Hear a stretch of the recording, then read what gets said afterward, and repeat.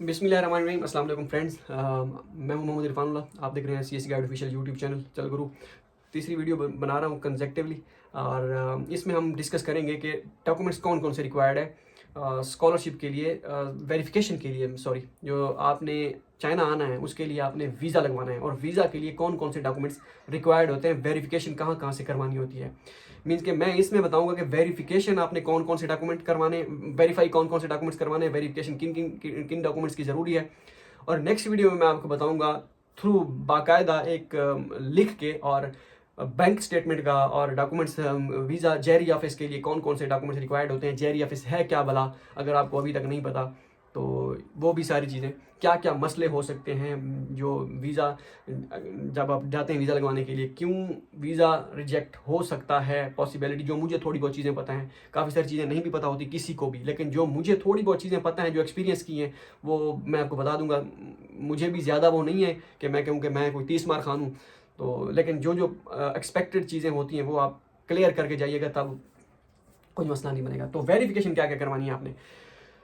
सबसे पहली चीज़, आपने अपना HEC के जितने भी डॉक्यूमेंट्स आपने वेरीफाई करवाने हैं वो अभी से आप अप्लाई कर दें ऑनलाइन। उसके लिए अपॉइंटमेंट ले लें अपनी, महीने बाद आपको अपॉइंटमेंट मिलेगी या 1.5 महीने बाद आपको मिलती है, तो जब भी आपको मिलती है आप ले लें, ठीक है। क्योंकि आपने आना तो सितंबर में है, अगर आपको जून की मिलती है डेडलाइन तो वो ले लें, अपॉइंटमेंट मिलती है तो वो ले लें, और जुलाई की मिलती है तो वो ले लें। कोशिश करें कि अभी कर लें, तो क्योंकि अब आगे रश आने वाला है। जितने भी स्टूडेंट्स हैं सबके जो है स्कॉलरशिप की कंफर्मेशन हो जाएगी, सब अप्लाई करेंगे धड़ाधड़, फिर आपको अपॉइंटमेंट ही नहीं मिलेगी HEC का, ये थोड़ा मसला होता है। अब HEC डॉक्यूमेंट वेरिफिकेशन में आपने क्या क्या चीज़ें वेरीफाई करवानी, इसके बाद मैं बोर्ड पे आता हूँ कि इंटरमीडिएट और मैट्रिक का, वो भी मैं आपको IBCC का बताता हूँ।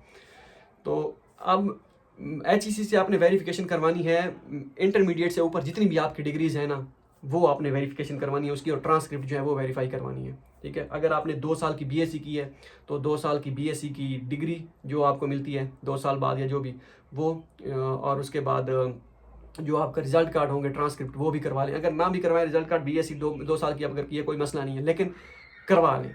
ट्रांसक्रिप्ट भी करवा लें, BSc 2 साल की अगर है और 2 साल की MSc है, उन दोनों की ट्रांसक्रिप्ट भी और डिग्री भी वो करा लें वेरीफाई। अगर आप MPhil आपने कर रखा है, PhD के स्टूडेंट्स हैं, तो उनकी भी 2 साल की डिग्री जो मिलती है, सॉरी वो ट्रांसक्रिप्ट। और अगर आपके पास, क्योंकि आपने रिसेंटली अगर कर रहे हैं, तो होप सर्टिफिकेट की बजाय आप होप सर्टिफिकेट तो HEC शायद ना करें, लेकिन आपको प्रोविजनल सर्टिफिकेट यूनिवर्सिटी से मिल जाएगा, तो वो आप प्रोविजनल सर्टिफिकेट करवा लें। अगर आप रिसेंट अभी करंट, अगर आप जो है करंटली पढ़ रहे हैं, स्टडी कर रहे हैं, जब तक कि आपकी कंप्लीट हो जाएगी। जिन्होंने कंप्लीट कर रखी है तो वो कोशिश करें आप डिग्री निकलवा लें, डिग्री जो है वो उसको वेरीफाई करवा लें। लेकिन अगर आपको लगता है कि डिग्री आपकी लेट हो जाएगी, डिग्री नहीं मिल सकती, या अप्लाई किया हुआ है वो कहते हैं 4-5 महीने लगेंगे, तो फिर आप जो अप्लाई किया हुआ डिग्री के लिए ओके है, लेकिन आप प्रोविजनल सर्टिफिकेट वेरीफाई HEC से ज़रूर करवा लें, ठीक है।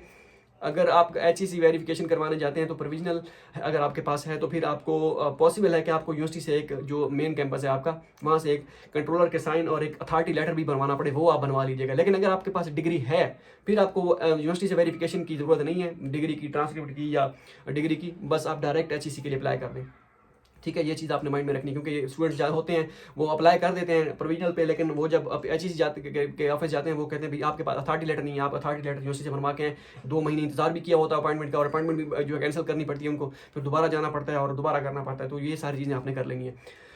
अगर आपकी ये तो होगी 2 साल की BSc और 2 साल की MSc, ये वाला चक्कर। अगर आपकी 4 साल की BS है और उसके बाद 2 साल की MS है, तो फिर आप वो 4 साल की जो BS है उसकी ट्रांसक्रिप्ट और डिग्री, ठीक है। अगर आप पढ़ रहे हैं 4 साल के, अब 7वें 8वें सेमेस्टर में, फिर आप जो है ट्रांसक्रिप्ट तो आपके पास आ जाएगी अगस्त में, तो फिर ट्रांसक्रिप्ट भी साथ ही प्रोविजनल सर्टिफिकेट भी यूनिवर्सिटी से बनवा लीजिएगा। तब आप इमरजेंसी बुनियादों पे, तो उस वक्त आप वेरिफिकेशन करवा लीजिएगा HEC से, तो कोई मसला नहीं है। जो अभी आप स्टडी कर रहे हैं कोई इशू नहीं है इतना बड़ा, तो आपको भी मिल जाएगी आपको HEC वेरिफिकेशन। उसमें इमरजेंसी, उसमें जो है आप जो है उसमें अप्लाई करते हैं, अर्जेंट वेरिफिकेशन के लिए अप्लाई करते हैं, उसमें उनका 5-6 हज़ार या 7 हज़ार होता है वेरिफिकेशन का। वैसे 1000 रुपये एक पेज के लास्ट टाइम थे HEC के, एक पेज के जो आप वेरीफाई करवाएंगे, तो टोटल आपके बन गए। अगर आपके BSc के 2 पेज हैं, सॉरी उसके BS के ट्रांसक्रिप्ट के 2 पेज हैं, और एक डिग्री का पेज है या प्रोविजनल का है, तो प्रोविजनल डिग्री में से एक होगा, तो 3 पेज बन गए, 3 ऐसे समझिए 3000 रुपये ये बन गए आपके, ठीक है, HEC वेरिफिकेशन के। और बाकी BSc 2 साल की है, मतलब कि पर पेज के हिसाब से जितने डॉक्यूमेंट्स आपके बनते हैं ना HEC वेरिफिकेशन के लिए, वो आप हिसाब लगा लें, उतने हज़ार बनेंगे। अगर आपके 6 डॉक्यूमेंट है 6,000 और 7 डॉक्यूमेंट है 7,000, ठीक है। तो इस तरह जो है वो आपके उतने लग गए, 3-4 हज़ार वो लग गया डॉक्यूमेंट के हिसाब से। उसके बाद ये हो गया। अब हम आते हैं इंटरमीडिएट पे। ये आपको सब चीज़ क्लियर हो गई कि कौन कौन से डॉक्यूमेंट्स आपने HEC से वेरीफाई करवाने हैं। इंटरमीडिएट से ऊपर जितने भी हैं, ट्रांसक्रिप्ट है, डिग्री है, जितनी भी है वो सारी की सारी आपने वेरीफाई करवानी है, ठीक है। और डिग्री अगर नहीं है कोई भी, तो उनको आप अर्जेंट बेसों पे निकलवाएं। जो आपने प्रीवियस कर रखी है 2 साल BSc और MSc की, जो भी, उनको आप निकलवाएं, और डिग्री और ट्रांसक्रिप्ट। उसके बाद अगर ट्रांसक्रिप्ट लेटेस्ट जो करंट आप स्टडी कर रहे हैं इसकी आपका डिग्री नहीं है, ट्रांसक्रिप्ट है, तो प्रोविजनल सर्टिफिकेट जो है उसको वेरीफाई करवाएं, उसको वो HEC से वेरीफाई करवा लें। ओके हो गया। और पर पेज जो है HEC की जो फ़ी होती है वो 1,000 रुपये होती है। पहले तो 1,000 थी लास्ट ईयर जब हम थे, उस वक्त 800 थी। अब पता नहीं कितनी है, वो HEC की वेबसाइट पे भी लिखा होगा, ठीक है। अब आते हैं मैट्रिक और इंटरमीडिएट पे। और यहाँ जो HEC की वेरिफिकेशन होती है ये लाइफ टाइम होती है। ये नहीं कि आप 2 साल बाद दोबारा करवानी पड़ती है। पहले होता था, लेकिन अब QR कोड लगा होता है, उस पर सारा कुछ होता है, तो वो आपका मसला नहीं होता, तो इट्स ओके। अब आते हैं मैट्रिक और इंटरमीडिएट के। देखिए, मैट्रिक और इंटरमीडिएट की आपको काफ़ी सारे सस्ते दानिश्वर मिलेंगे। तो क्या भाई कहेंगे नहीं कोई मसला नहीं, हमारे नहीं हुए थे, हम नहीं करवाए थे, ये है वो है। बिल्कुल हमारे भी चेक नहीं किए थे। काफ़ी कुछ दोस्त थे उनको चेक भी किए थे, क्योंकि जब आप वीज़ा लगवाने जाते हैं तो आप अपने आप को किसी तरह का भी मार्जिन ना दें, एरर ऑफ मार्जिन जिसे जो समझ लें, या कोई वजह ना दें रिजेक्शन की अपने आप को, कि भाई किसी एक वजह से भी आपका वीज़ा रिजेक्ट हो जाए, या आपको डर रहे कि ये मेरे पास डॉक्यूमेंट्स नहीं है, उसके पास है, वो सारी चीज़ें। तो उसको आप बिल्कुल भी अपने माइंड में ना लाएं, वेरिफिकेशन करवा लें। अगर आपने अभी नहीं करवाएंगे, मैट्रिक आपने की है, इंटरमीडिएट की है, खज्जल होकर पढ़े हैं, बोर्ड के पेपर दिए हैं, अगर अभी आप वेरिफिकेशन नहीं करवाएंगे तो कब करवाएंगे? वो तो आपके पढ़े पढ़े जो है ना उसको हम जैसे सराइकी में कहते हैं कि उसको तो CV लग जाएगी, ठीक है। CV वो वाली नहीं जो हम जॉब के लिए बनाते हैं, हमारे यहाँ CV किसी और को कहते हैं। वो जो मुझे उसका उर्दू में मुझे नहीं भूल रहा है कि उसको CV को क्या कहते हैं। वो जो लगी होती है, लकड़ी पे लगती है ज़्यादातर, जब पुरानी लकड़ी हो जाती है, ठीक है। कोई जिसको पता है उर्दू में इसे क्या कहते हैं तो कमेंट में बता दीजिए, ताकि मुझे याद आ जाए। तो वो अभी अगर आप नहीं करवाएंगे तो कब करवाएंगे? मैट्रिक की करवानी है, डिग्री जो सनद आपके पास होगी, सिर्फ सनद, मैट्रिक का और इंटरमीडिएट की सनद करवानी है। वो जो रिजल्ट कार्ड 15-20 दिनों के बाद मिलता था, जो हमें 2010 में हमारा रिजल्ट आया था 10वीं का, तो उसमें जो है वो नहीं करवाना आपने। जो 2 साल के बाद सनद मिलती है, जहाँ सिंध वाली साइड से जो स्टूडेंट है वो पक्का सर्टिफिकेट कहते हैं, तो वो आपने वेरीफाई करवाना है, ठीक है। सनद करवानी है इंटरमीडिएट की और मैट्रिक की, ठीक है। बोर्ड से जो DG खान बोर्ड था हमारा, वो हमसे 3,000 चार्ज किए थे उन्होंने, 3,000 मैट्रिक के लिए, 3,000 इंटरमीडिएट के लिए। और उनके लिए जो है 6-6 कॉपीज़, उनकी फ़ोटो कॉपी हमने उनको दी थी, 6-6 तस्वीरें भी दी थी। उन्होंने एक पार्सल बना दिया था, उनमें हमने पूछा था उनसे कि भाई किस बोर्ड पे जाना है आपने, किस IBCC बोर्ड पे जाना है, दफ्तर पे जाना है, ठीक है। इस्लामाबाद या लाहौर, तो हमने कहा था हमने इस्लामाबाद जाना है, तो वो इस्लामाबाद की स्टैंप लगा देते हैं। तो इस्लामाबाद हम फिर गए थे। वो 3 महीने के लिए वैलिड होता है जो पार्सल वो देते हैं, 3 महीने के बाद वो एक्सपायर हो जाता है, क्योंकि उस पर डेट लिखी होती है। तो 6,000 वो लग गया हमारा। उसके बाद 1,000 रुपये वो जो हम IBCC गए थे वहाँ पे चलान मिलता है, वो बैंक में जमा कराना, नेशनल बैंक में, वहीं पे जमा कराया था। 1,000 वो हो गया, ऐसे समझे 1,000, हाँ सबका दोनों का 1,000 हो गया था आई थिंक। हाँ 400 था या 500 था, तो 6-7 हज़ार वो लगा ले। लेकिन ये बोर्ड की फ़ी वेरी करती है, हर बोर्ड की, किसी की 1,500 है, किसी की 2,000 है, इस तरह वेरी कर रही होती है, ठीक है। तो उस तरह फिर आपने वो जो पार्सल बोर्ड वाले बना के देंगे, वो विदिन 3 मंथ आपको वेरिफिकेशन जो उसकी करवानी होगी IBCC से, वो फिर वेरीफाई कर देते हैं कि हाँ भाई तो कि ये ठीक है, वेरीफाई बंदा वाकई इसने असल पढ़ी है, स्टडी की थी।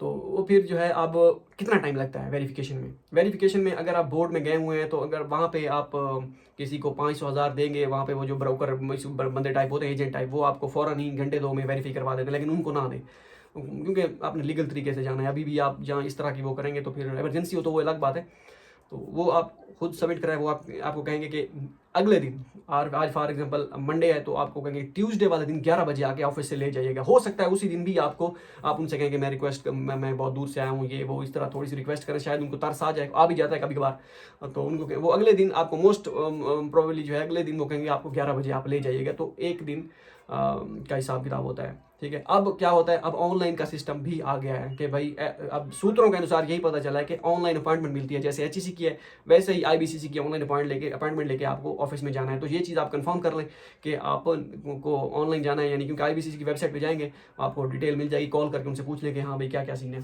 ठीक है। वेरिफिकेशन मुझे नहीं पता कि IBCC का क्या सीन है, एग्जैक्ट कैसे वेरिफिकेशन करवाते हैं, ठीक हो गया। तो ये सारी चीज़ें IBCC की अब बोर्ड की फ़ी हर उसकी वेरी करती है। आपको पता चल गया वेरिफिकेशन का। बाकी पुलिस क्लियरेंस सर्टिफिकेट, ये मोफा से कब वेरीफाई करवाने हैं डॉक्यूमेंट्स, ये मोफा का बताएं, ये ना रह जाए। HEC वेरिफिकेशन जो होती है वो तो आप जिस दिन आपकी अपॉइंटमेंट होगी, जो स्लॉट आप सेलेक्ट करेंगे कि भाई इस डेट के इस घंटे में आपने जाके वेरीफाई करवानी है, तो उसी में ही आपकी होगी, आगे पीछे नहीं होना। तो वो आपको घंटे डेट में वेरिफिकेशन HEC की मिल जाए, बड़ा ज़बरदस्त माहौल होता है उनका।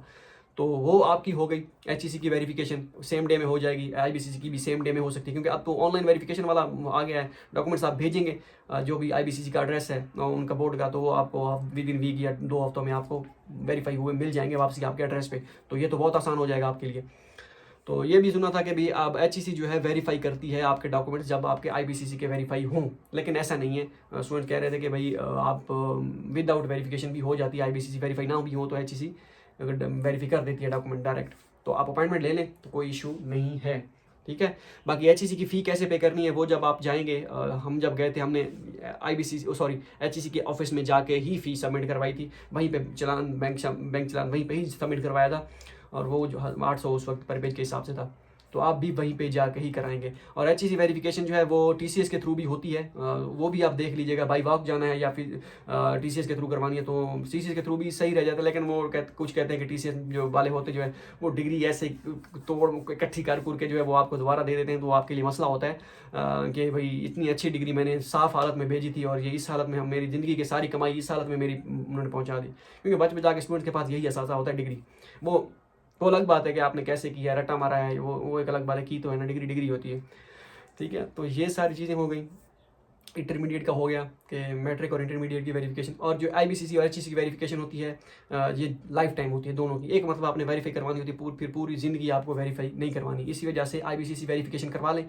कहीं पे भी आपको बाद में पाकिस्तान जाना पड़ता है जब आपको अप्लाई करते हैं जॉब के लिए, कि वो कहते हैं कि हाँ भाई डॉक्यूमेंट्स जो हमने HEC वेरीफाई करवाना या वेरीफाई करवा के दो, ये वो आप पुरसकून बैठे हो, क्योंकि अभी आपको खुशी है चाइना आने की और स्कॉलरशिप लगने की, और इसी खुशी में जितने काम आप अपने आप से निकलवाना चाहते हैं तो निकलवा लें। बाद में जब आप लेज़ी आप हो गए, सुस्त हो गए मेरी तरह, तो फिर आप जो है रोएंगे कि भाई हमने उस वक्त करवा लेनी थी। अब बुजुर्ग हो गए हैं, अब जो है कमर दर्द करती है, कभी आप कहें कि मेरा ये मसला है, मेरा वो मसला है। अभी आप नौजवान हैं और अपनी वेरिफिकेशन करवा लें जो आपने करवानी है, फिर नहीं तो आप मिन्नतें करते फिरेंगे, यार मेरी करवाते आना वेरिफिकेशन, ये वो, ठीक है। तो ये आपको क्लैरिफाई हो गया कि डॉक्यूमेंट्स कौन कौन से वेरीफाई करवाने हैं, कब वेरीफाई करवाने हैं। ये 2-3 महीने ना इनमें अपना सारे काम डॉक्यूमेंटेशन वाले वेरीफाई करवा लें, ये जो डॉक्यूमेंट। बाकी इसके बाद पुलिस क्लियरेंस सर्टिफिकेट कब बनवाना है, मेडिकल की क्या कंडीशन होती है वीज़ा के लिए, उसके बाद बैंक स्टेटमेंट का क्या चक्कर होता है, मोफा डॉक्यूमेंटेशन जो है कब तक वेरीफाई करवानी होती है, वैलिड कितनी देर तक होती है, क्या क्या मसले होते हैं वीज़ा के लिए जाने के लिए, कौन कौन से डॉक्यूमेंट्स रिक्वायर्ड होते हैं, सारी A to Z सारी चीज़ें इंशाल्लाह मैं आपको बताऊंगा। और हफ्ते 10-15 दिन के बाद मैं ग्रुप भी बनाऊंगा एडमिटेड कैंडिडेट का, और उसमें डायरेक्ट जो है मैं आपसे मुखातिब होऊंगा और आपको डायरेक्ट जो है इन्फॉर्मेशन मैं वहाँ पे दूंगा, क्योंकि वो इमरजेंसी आपको वो चाहिए होती है इन्फॉर्मेशन। और मुख्तलिफ यूनिवर्सिटीज़ के मुख्तलिफ स्टूडेंट जितने भी जिनकी सिलेक्शन होगी वो एक दूसरे से कॉन्टैक्ट भी कर सकेंगे। अच्छा आप ZZU में जा रहे हैं, ठीक है, मैं भी ZZU में जा रहा हूँ, चलो जी एक और ग्रुप बना लेते हैं, वो अपना बना लेते हैं। और इस तरह आप अच्छा सेंट्रल साउथ में जा रहे हैं, अच्छा आप शियान जोतांग में जा रहे हैं, तोंगजी यूनिवर्सिटी में जा रहे हैं, शंघाई जोतांग में जा रहे हैं, और दालियन जोतांग में जा रहे हैं, दालियन यूनिवर्सिटी ऑफ टेक्नोलॉजी में जा रहे हैं, दालियन मेडिकल यूनिवर्सिटी में जा रहे हैं, तेंजिन यूनिवर्सिटी में जा रहे हैं, Tenzin university of science and technology में जा रहे हैं, तेंजिन मेडिकल यूनिवर्सिटी में जा रहे हैं, और क्या कहते हैं शेंजन यूनिवर्सिटी में जा रहे हैं, ग्वांगचू यूनिवर्सिटी में जा रहे हैं, चंगचू यूनिवर्सिटी में जा रहे हैं, जियांग यूनिवर्सिटी में जा रहे हैं, उसके बाद यंग मेडिकल में जा रहे हैं, एटसेट्रा जितनी यूनिवर्सिटीज़ भी आप मेरे माइंड में आ रही हैं, इस तरह बहुत सारी हैं। इतना अगर मैं मजीद बताऊंगा तो आप समझेंगे कि भाई ये शो कराना चाहता है कि इसको यूनिवर्सिटीज़ के नाम आते हैं, लेकिन बहुत ज़्यादा आते हैं। मिलते हैं अगली वीडियो में, याद रखिएगा। अल्लाह हाफ़िज़।